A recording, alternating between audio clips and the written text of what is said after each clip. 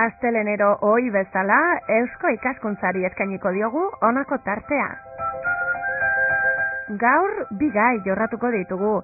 Eusko Ikaskuntza eta Lezakako udalaren arteko lankidetza hitzarmena eta bestaldetik larunbatean Lizarran eginen den Manuel Irujo sarien banaketa.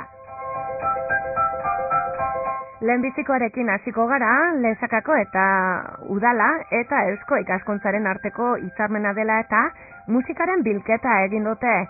Lezakan musikarekiko tradizio handia egonda beti eta produkzioa ere ez da nola nahikoa izan. Hori guztia biltzeko, beka deialdi bat egin zuten udalak eta Eusko Ikaskuntzak. Lehiaketa irabazi zuen Javier Etxeberriak eta bera izan da bilketa hori egin duena. Lezakako musika eskolako zuzendaria da eta berak azaldu duenez bilketa egiten hasteko Eresbil Euskal Herriko musikaren artxibokoekin jarri zen harremanetan. Javier Etxeberria. Eresbilen ja topatu nuen 200 obra eta gero egondu naiz etxe etortzen zen pertsona bat udalara, nik daukat partitura batzuk, hau artxibo honetan sartu aldiren eta gero, artxibo publikoetan, egondu naiz, Biblioteka de Navarra, Biblioteka Nazionalen, Sociedad General de Autoresen, eta gero artxibo musika batzuetan Arantzazun, eta horrela egin dugu lana. Eta azkenean lortu dugu 450 obra. Emaitza oparoa lortu du 450 obra, guztiek dute lotura Lezakarekin. Gehienak, Lezakako norbaitek eginak dira eta beste batzuek Lezaka dute oinarri. Musikarekiko izan duen loturaren seinale da bilketa, Javier Etxeberriaren esanetan. Lezakan beti izan du tradizio handia musikarekin. Hemen Lezakan dugu Nafarroko musika banda zaharrena. Eta baita ere, herria oso txikia da, eta hemen daukagu musika eskola bat oso potentea 150 ikasleekin. Lezaka izan alditu 2000 edo 2500 biztanle. Nik uste dut datu oso onak dira eta hemen Lezaka oso lotuta dago musikarekin. 450 partitura dira Lezakarekin lotura zuzena dutenak Aristian esan bezala, musika eta estilo desberdinetakoak. Badaude batzuk ezagunak, zeren konpositoren hauen artean izan ditugu, Candido Albiztur. Candido Albiztur bere garaian oso famatua zen idazten zuen musika bandentzat. Igual orain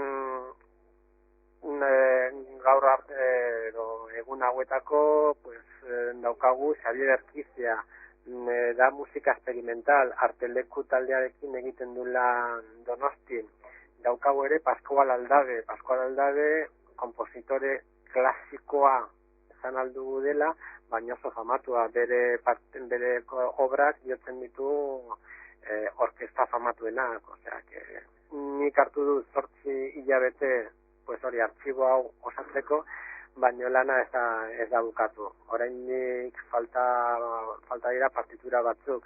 Alde batetik, oraindik badaukagula kompositore batzuk bizirik, orduan suposatzen dugu jarraituko direla idazten, eta bestaldetik, badakigu oraindik faltatzen zaigula partitura batzuk, badakigu existitzen direla, baina oraindik ez dugu lortu papera.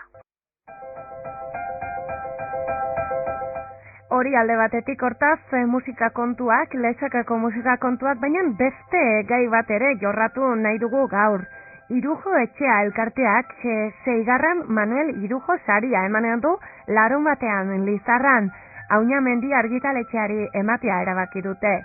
Koldo Biñualek Manuel Irujo elkarteko presidente da, zergaitik erabaki duten Auñamendiri ematea esan digu. Eta urten aukera dugu Auñamendi batez ere, familia baten saria da, kolektibo bat emandako saria, nolabait gure memoria historika bereskuratzeko edo gordetzeko saga honek egindako esfuerzo eta lana sarituz. Dakizuen bezala, familia honek gerra zibila baino lehenago martxan jarri zuen proiektu bat, ez zen deitzen Auñamendi, baina bere helburua zen euskararen inguru, tradizio inguruan liburuak bildu, gero gerra etorrita eta karlistek eta edo reketek Donosti hartuta emigratu ziren Txilera, eta gero nuntza etorri zen eta hasi ziren lan ikaragarri eta hunde eta garrantzitsu bat. Eta izan zen Auñamendi argitaletxaren bidez, 100 liburu argitaratu, gero baitere etorri zen Gran Enciclopedia Diccionario Vasco, eta hurrengo pausua izan zen, pizka bat hau dena digitalizatu, interneten sartu, sarean sartu, eta hori izan dudan bezala, herri honentzat eta gazte guztientzako eta mundu osorako gure historiaren dokumento bizi bat eta saretan jarrita. Hortaz, ekitaldia Manuel Irujo etxeak larun batean izanen duena, zein ekitaldi izanen den sari emakida hortaz gain, Koldo Miñualesek kontatu digu. 12 territan, foru enparantzan, elkartuko gea, hor bai familiari edo Auñamendiaren ardurari emango diogu harrera onbat aurrezko baten bidez, dantzatuko dugu, eta gero badugu ekitaldi xume bat, baina nik uste dut polita ere, eta bilduko gara, eta alde batetikan, neuk diskurso protokolario bat egingo dut, azaldu zergatikan hoiek izango diren zarituak, eta, zer ikusi dugu familia honetan, zaga honetan, zerdunak izateko. Gero baitere, egongo da mezenaz bat, zariren aurkezlea, kasu honetan da Lola Valverde, historiaren katedro da duna, eta emango zaio familiari edo argitaletxari bizari. Bat izango da gure elkartearen anagrama, 6 buru bat, eta gero ere bai urrezko domina bat, eta hor agertzen da Don Manuel Irujoren efizie, eta abar. Baita ere, normalean jende asko dator, parte hartzea, koralarintzak pizka bat jartzen dio Euskal Kutsuaren tonua akto honi, eta gero izaten dugu Santiago enparantzan, badugu txistorrada popular, garriak parte harrezan, eta gero izango dugu gure geroan baskari bat inbitatuekin konpartitzeko momentu hau. Eta Koldo Miñualesek kontatu diguna ere, Estornez, Zubizarreta eta Irujo familiek paralelismo handiak zituztela. Esan nahi dut, guretzat, azkenean familia batez da Estornez, Laza, Zubizarreta eta bar, baduela paralelismo bat Don Manuel Irujorekin, Don Manuel Irujoren familiarekin, eta zergatikan, bi familioiek esilioan egon zirela, eta esilio nolabait hor bizi izan zuten Euskal Herriko hurbiltasuna eta sentipena, eta bi familioiek itzuli ziren untza, eta parte hartu dute era positibo batez Euskal Herriaren eraikuntza berri honetan.